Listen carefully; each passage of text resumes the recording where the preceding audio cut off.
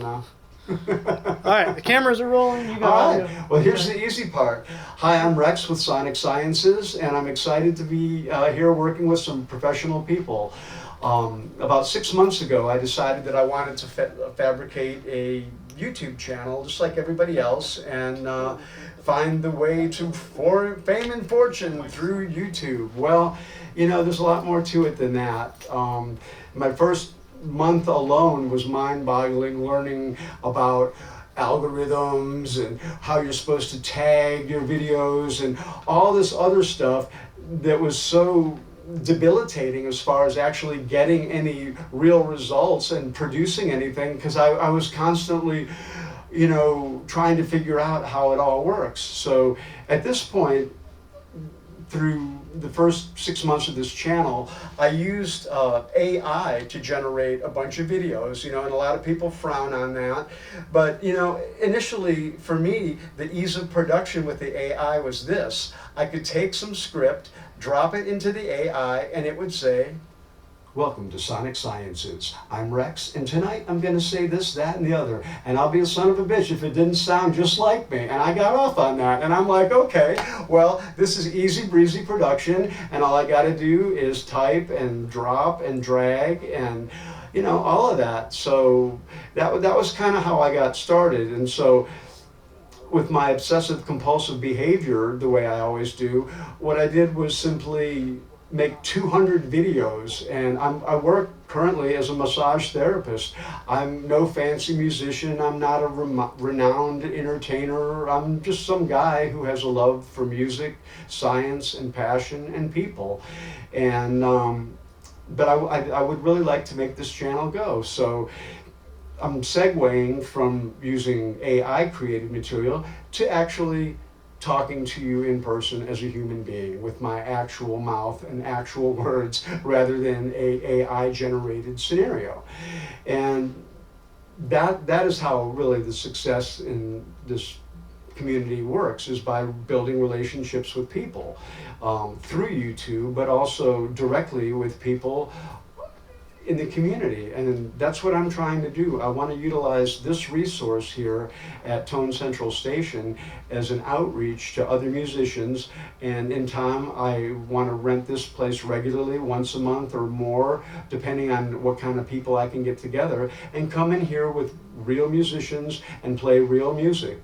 I've got several projects that I aspire to put together, bands that I would like to produce, and frankly, that's the real reason I've amassed so much equipment. It's not for some need to satisfy my maniacal collector's mentality or my ego of look what I've got. It's because I want to bring people together and be able to play music and have whatever tools we need to do whatever we want to express. And if someone says, "Oh, dude, I wish we had a so-and-so," I'm going to say, you know what? We do. And there's my segue. Let me show you this box right here. I was going to make a big production earlier tonight where we roll in the box, and I have a big production about it. But, you know, we can do that later. The whole point was to initiate the process and to show you where I'm going with this. I've got bazillions of clever ideas, but in practicality, what we have here is a whole shitload of pedals. And so let's talk about them. You know, first of all, I have to pay tribute to Josh and JHS Pedals, because up until the pandemic, I was like the guy who said, you know, fuck pedals. I got a cool JVM Marshall. It's got digital reverb. It's got crunchy fucking sound, and it's got clean sound. And that's all I need. Everything else can fuck off, you know. I plug in, it works.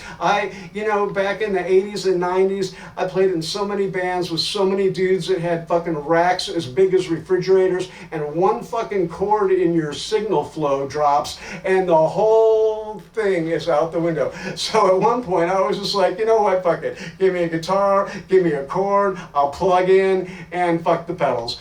And that kept me going for years and years and years. But again, I was not a professional touring musician. I was just a hobbyist, you know, and I'm not going to make any pretense and pretend that I'm somebody that I'm not. But I will tell you that I'm somebody who wants to interact with the music community and offer my thoughts and ideas and act as a catalyst, hopefully, to bring others into a higher level of experience, for lack of a better thing. So, you know, be warned that I am just totally improvising right now and saying whatever words come into my mind. So, you know, if I fuck up a little bit here and there, that's okay. And I do have a very articulate and eloquent vocabulary, and I use the word fuck and other profanity on purpose because it's a punctuation and it keeps things real, you know? I mean, anyway, so here we go. Take two. Ladies and gentlemen, how you doing? What we got here is the box. And what's in the box? Well, today we're going to show you. We have a whole bunch of pedals, but they're not just pedals, they're pedal boards. And they're not just pedal boards, they're all complete units ready to go. I, with my obsessive compulsive behavior, I like brands. If I liked your brand, I will buy your shit exclusively. So, let's see what's in this first bag. This is an on-stage pedal board, made by the company called Onstage. They make everything that you need for on stage. Oh, good segue. Josh and JASHS pedals. Okay, guys. So at one point you came out with what they called the 3 Series, and I said, okay, that's pretty cool. And then the first time that they had the annual 25% off sale, well, say no more.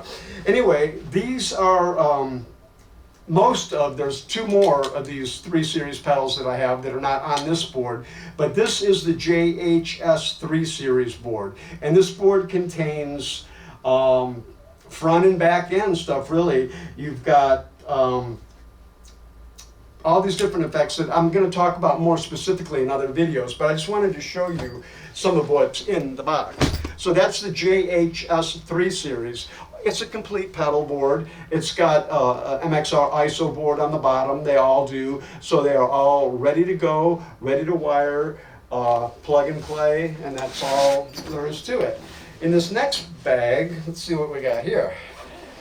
This one, we're going to pop this bad boy open. Okay, now we're getting into an area that I'm particularly fond of. What we have here is a group of TC Electronics pedals. This is half of what I call my effects loop board. My effects loop board is comprised of 20 TC take two. What am I saying? Yeah, my effects loop board is comprised of 20 TC Electronics pedals, all modulation pedals. You know, no distortion, no fuzz, you know, but we do have, you know, your modulation pedals, your reverbs, your pitch shifting. Reverbs have always been one of my favorites, so I've got several different reverbs by TC. So anyway, that's what's in this bag. In this other bag, I believe, is the second half of the TC Electronics effects loop board. We're going to pop that bad boy open, and yep. So this is the other half of the TC Electronics effects board loop. This is really fun because it's got some of your harmonizers and pitch shifters, sub up, sub down. The mimic is really cool. I like playing metal with this mimic. It makes one guitar sound, you know, thicker, and you can actually set it so that there's a discrepancy between the tone, and it gives a little wider field between the anyway, we'll talk more about that later with people who are very knowledgeable about it and can tell you what it really does, but I like that pedal a lot. Anyway, so that's the TC Electronics effects loop pedal. Now, in this last bag, in this section, we have, this is like a kind of a catchphrase board. It's got all sorts of different things in it. It's got TC Ditto Looper, the original X4. It's got a Strydman Iridium amp in a box thing. It's got reverb. It's got amp modeling. It's great. One thing I would like to talk about specifically, earlier you saw with the TC Electronics, I have a big collection. Back in 1976, that's right, 1976, TC Electronics came out with the stereo chorus pitch modulator flanger. And this was literally the gold standard for chorus, stereo chorus modulation for decades. They went on to go and dominate for a while with their rack mount version and it was just so fantastic. So the reason that I have all those other TC Electronics pedals, not only because of the fact that they're excellent pedals, but because they're very nostalgic to me. You know, I started playing guitar in 1979, and my first effect pedal was an MXR Distortion Plus and a Morley wah-wah pedal. And boy, that was a noisy son of a bitch mess. You can't even imagine that Morley wah-wah pedal. Oh my God, it was one of the, what they called an optical wah or something. I don't know, but anyway, the TC has always been a very, very favored brand by me. So that's what's in this particular box. Now, the thing about these pedal boards is, you know, they're a liquid thing. The fun of pedals for so many people is stacking pedals and rearranging pedals. Well, if you think about just what I've shown you in this modulation portion of the program, I mean, there is infinite possibilities, literally, for sound. And in a little while, we're going to plug in some of this and we're going to play through some of this. But I wanted to show you some of these resources because these are the tools that I have. So when I bring these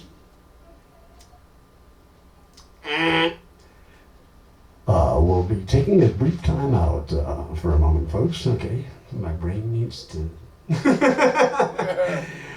Okay, so anyway, all right, well, I talked through that for a minute, and now I'm going to talk about something else. So, I mean, there was some cohesion there at some point, yeah? Okay. I'm just going to keep talking. So, yeah, I wanted to go back to... I wanted to go back to what I was talking to about Josh Scott and JHS pedals. You know, they really have revolutionized the culture of pedals and have made it a fun process for people. You know, their tagline, "He has the box," has become so huge and epic that I've kept every box that I've have for everything that I've bought. I've been brainwashed by Josh. Last summer I bought a new electric mower and I started to keep the box to that. I'm like, wait a minute, what the hell am I doing? I don't need to keep the box to my lawnmower. And still though, I can't lie, I have kept certain guitar boxes from Gibson guitars, and yes, they are filled with pedal boxes. And I felt like that was justifiable though. I'm like, okay, well, if I put my pedal boxes inside my guitar box, then I've saved space and I've saved all those boxes. But really, I gotta give it up, man, and let the boxes go, because that's why I have all these fabulous bags and these foot pedal assortments, because they're ready to go. There's no need to keep my box.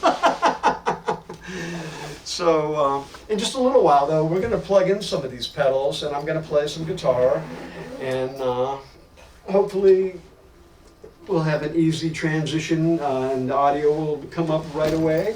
I'm going to make it easy for everybody. I'm going to provide an output out of well, in fact, here it is right now. Want to talk about ease? Yeah. So here's the Impulse IR Reserve, or whatever, IR, whatever it's called. Anyway, this is like basically like going out of an amp speaker cabinet. So when I use these amp emulators here in a few minutes, the last thing I use in the signal chain will be this little Impulse guy, and then we'll send this quarter out. We'll send the quarter-inch feed straight into the board, and it will be as if the board is hearing it out of a cabinet. That's the theory behind these speaker emulators, is the way I understand it. But if I'm wrong about that, please tell me down in the comments, because that's what this is all about. If I make mistakes or open a can of worms that I'm not familiar with, I'm asking for you guys' help to come out and straighten me out and let me know. Because again, I want to reiterate, I am not an expert in anything. I am an enthusiast in everything. Oh yeah, you can quote me on that one. I am not an expert in anything, but I am an enthusiast in everything. And I really do hope that you'll stay tuned to Sonic Sciences, because we've got some really good material coming up after the break. Which means I'm going to walk over here and get my bottle of drink. And I'll wheel my other little box over here now that I'm feeling better. Because this has got the shit in it that I actually need. This is all the front end stuff. That's all the back end stuff over there. And this guy I can pick up by myself. Ugh, almost. Yeah. Fucking A, man. All right. Good for me. I'm just bringing in a new prop. Stop this one. No need to stop. All good? Rolling, rolling, rolling. Keep them dozers rolling. All right. So here we are again, ladies and gentlemen. He has the box. He has the box. He has the box. The box. He has the box. Hey, he has the box. But what's in it? What's in the box? Hey, what's in that box? Excuse me. This is Sonic Sciences. I got a box. Do you know what's in it? I bet you don't. I'm not always sure if I know what's in it because it changes. And that's going to be the fun of the box, because there's going to be different stuff in it every time. And we're going to open the box and we're going to find out what's in it. So here we go. He has the box. He has the box. Can he open the box though? Oh, here we go. I don't know. We'll find out. Opening the box. Here it comes, ladies and gentlemen. Please stand back. The box is opening. Woo! There it is. All right. The box. Again, we see, not unlike in our last box, we see a series of pedal boards. Not one, but 4 pedal boards. And, what's in this box? There's a box within the box. Let's pull it out first. In a fine road case, we find,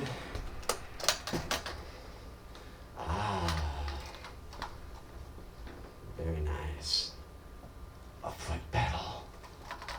More on that later. We got lots of those too. But we're not talking about those right now. All right, so continuing with the Sonic Sciences arsenal, this is the front end arsenal. Another onstage bag. Ooh, this is a nice one. This is one of my favorites that I play around the house with. This is a all JHS, except for the MXR power. Hey Josh, when are you going to make some power supplies that are really great and overpriced? Oh, sorry. No, you guys have a good day. I'm just teasing you. Because I buy your stuff. You saw those other ones earlier. So anyway, here we have a JHS board with a Morning Glory, and this is the hard drive, which is sort of like a big fuzz distortion kind of thing from the past. This is a Lucky Cat delay, which I really dig, and this is their new flight delay, I think it's called. I don't know. And then the Spring Tank Reverb. So this is a board that I've been using a lot. Recently I picked up a couple of Marshall JTM 60s. I picked up one with 4 10-inch speakers. Wait, take 2. I picked up one with 3 10-inch speakers, and I picked up one with 1 12-inch speaker. And I've been playing this through it, and I've been really pleasantly surprised with the tones that I've been getting out of that JTM60, because I had never even actually paid attention to those amplifiers until I saw one at a reasonable price recently, and I obtained it. I was really pleased with it, and then I saw another one at an even better price, and so of course, because I have a problem, I had to buy that one because it was just such a good deal.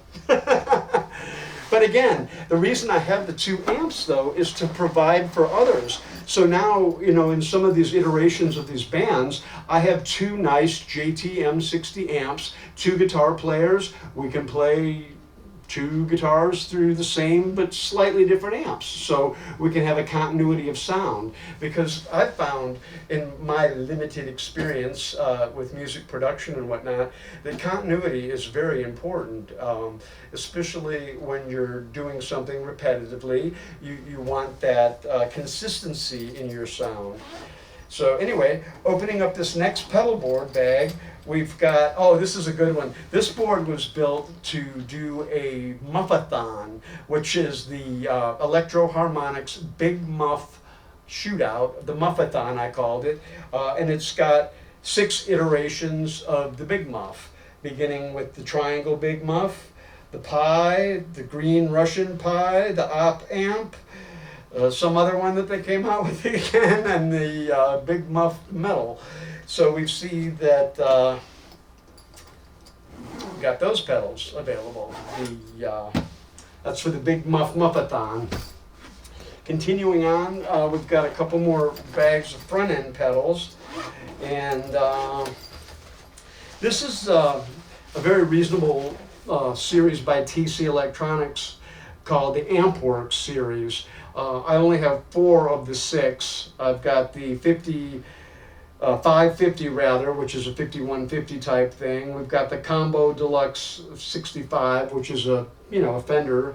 The Jim's 800, which is obviously supposed to be a JCM 800, and then the Dual Rec, which is obviously the Mesa Boogie Dual Rectifier. So these are pretty great little pedals, I must say, and we're probably going to be using some just shortly. So stay tuned.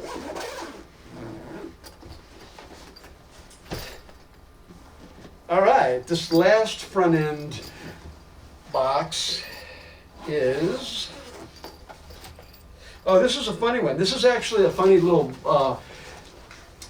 pedal board that I put together for playing some bass through this evening. This is kind of hilarious. It's got a tuner. It's got the Big Muff bass distortion. I've got a DoD envelope filter, which really gives you that really weird kind of envelope filter sound. And if you don't know what that is, we'll find out more about that later. I've also got the bass octave, which is, I really haven't spent much time with. I traded a pedal from a buddy, and it's a strange pedal, but we'll talk more about that later. There's an MXR Joshua ambient delay. I spoke earlier of my preference for delays and reverb, so this is kind of really a lush kind of thing. And then at the end I've got a ditto looper, obviously just to drop a loop in and play with that. But again, the thing I want to repeat though is the fun thing about this collection of pedals is that it is a liquid collection, and that these pedals have the ability to do just so many things in conjunction with one another. I asked at one point, one of those chat GPT things, how many combinations, how many ways can you stack 100 pedals? And the number was so large and so unpronounceable that it was just mind-boggling. It was like, because, that's a lot of ways to stack 100 pedals. And so anyway, I wanted to share some of the resources we have. The other thing that I'd like to draw your attention to is this base of this microphone, this box that I built. Well, I didn't build it, it's actually a wine box, and then I painted it with chalkboard paint, and then the little door for it, I painted chalkboard paint. You can draw on it with chalk and erase it. So if you need to do something or communicate, take 3 or whatever. And then on the other side, I painted it with refrigerator enamel, so the mouse will work on it. Because I've had so much problem in my life, trying to do stuff, and you're putting the mouse here and you're putting the mouse there, and it doesn't work. So I painted this on the back of this, and so this is my little mouse table when I'm at home in the studio. And this box, which houses all, I called it the utility belt or the bat belt. The utility belt has got things, cab, what do you call it? let me read the words instead of just trying to say. This is one of the more interesting pedals that I've picked up recently. I call it a pedal because it was not cheap, but it is a speaker cabinet combiner. It's called a Cab Link, and the Cab Link is by a company called Radial. And I was really impressed with the construction of it. It's super duper heavy duty, super duper solid, and it enables you to do what it says, which is link cabs. You can combine 4 ohms, 8 ohms, 16. You can juggle any speaker cabinets and amplifier combinations that you might have, and then successfully run them without danger or damage. I've recently been building a arsenal of speaker cabinets of various sizes and different impedances, and so this became really crucial, enabling me to basically combine any cabinets and heads that I have in this rather interesting collection of Marshall amps. So this one is kind of an expensive one, but this one I found was probably the best one available for what it is. And the thing that makes it more special is it's also got a line out. So you can not only combine the impedance of the power that's going to the speakers, but you can get a line level output and go into the board. So right out of your head. So that's really one of the benefits of that one.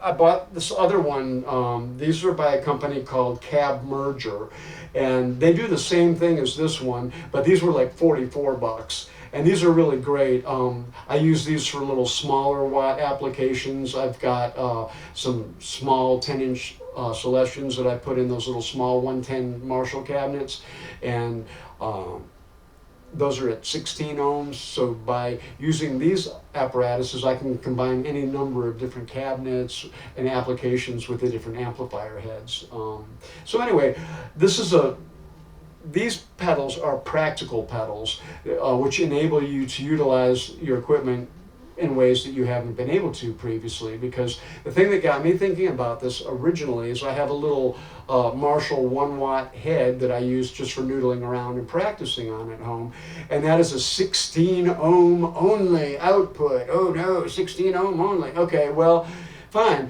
I want to run 2 little Marshall cabinets with 10s. So what happened? Well, going backwards in the story, I discovered these cab links and cab merger things. So these are really highly recommended and give you great flexibility with the equipment that you're working with at home or on the road or in the studio or whatever.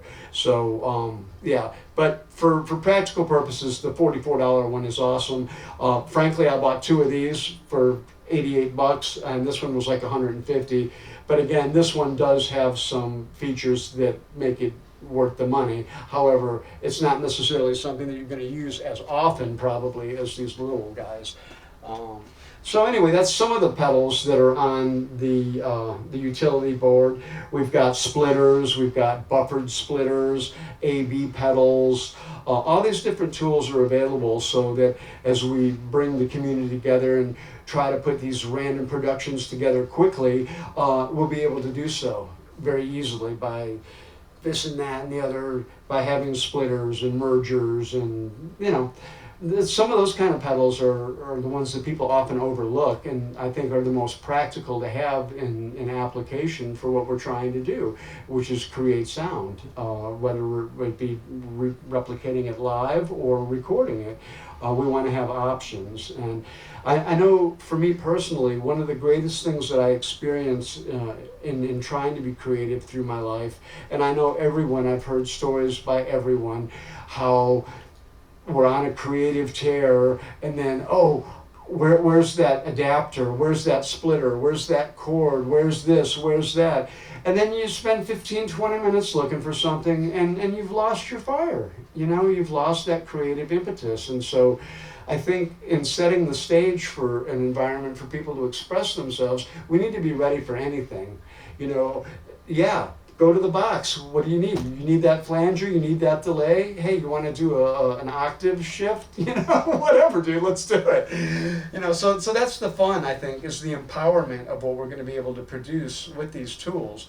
Because these are not items that were acquired just for the sake, I said earlier, of vanity or just sheer collectivity. They were practical tools. And that holds true with all the guitars that I have acquired over the last many years. I want to use those instruments with others and share them with others. As a producer, someone says, yeah, man, I wish I could play an SG right now. Well, that's fine. Oh man, I wish I had this. Well, okay, we got that too. Oh, well, I want one of those. Okay. Well, what's your next excuse, man? We got it all. So that's the thing. People find limitations in life, and once we find an ability to dissolve our limitations, are both real and perceived, then we start to move forward with some momentum and velocity in life. Our intentions are only as good as our follow through and our action. So often we have these great moments of clarity and creative ideas and all this that we can do, but the follow through is the important thing in life. Just like tonight, a lot of the things that I wanted to do didn't necessarily pan out the way I expected them to, but that forced me to adapt and to do the best I could in the situation that I've been presented with. And I think that's got to be what we all try to do as we approach our music and building a community with others, is not being so concerned with ourselves, but let's think about other people, because I find in trying to provide assistance for others that helps us to grow. And again, I want to reiterate the fact that Sonic Sciences exists is sheerly for the purpose of growing and expanding a community of people with a combined and shared experience and knowledge that can share that with others and help future generations. Going back in time, I started playing guitar seriously-ish when I was about 14 years old. And the technology at the time was, well, let me tell you, I was learning songs off of records, and we would slow the records down, and you've heard all the stories, you've heard all the things. And the point that I'd like to make is that now, 40 years later, our children are imbued with technology at their fingertips that enables them to create and produce and learn and share and grow. And there are no boundaries any longer at what can be accomplished. And the simple act of creating a video and sharing a sincere thought with others has the potential to change lives. And whether it's talking about music or health or fitness or whatever it is, the important thing is that we share our experiences with others so that they might in turn do the same. And that's how evolution, that's evolution, and music is evolving. But the thing that is consistent is the sincerity of people to express their emotions without being judged. That's what music's ever been about. In the punk rock days, people wanted to get angry and yell and scream and protest, and that's fine. That was within their rights, and that's how they found their pleasure in their expression. Music isn't just about playing guitar, playing bass, playing this riff or playing that riff. It's about a lifestyle. It's about an ambition to be a part of something bigger than yourself. Most people become entertainers because they want to see and be seen. They want to excite others, and they want to be stimulated by sharing their energy with others. And there's so much more to this world than just wanting and taking. The most important thing is giving and helping, because that's all life is really for. It's not about me sitting here showing off guitar. It's about me telling you sincerely that I want to build a community with you and all those around you and share the knowledge base that we all have so that we can build a community that we're proud of and something that we can all participate in. And I have no idea where this is coming from, okay?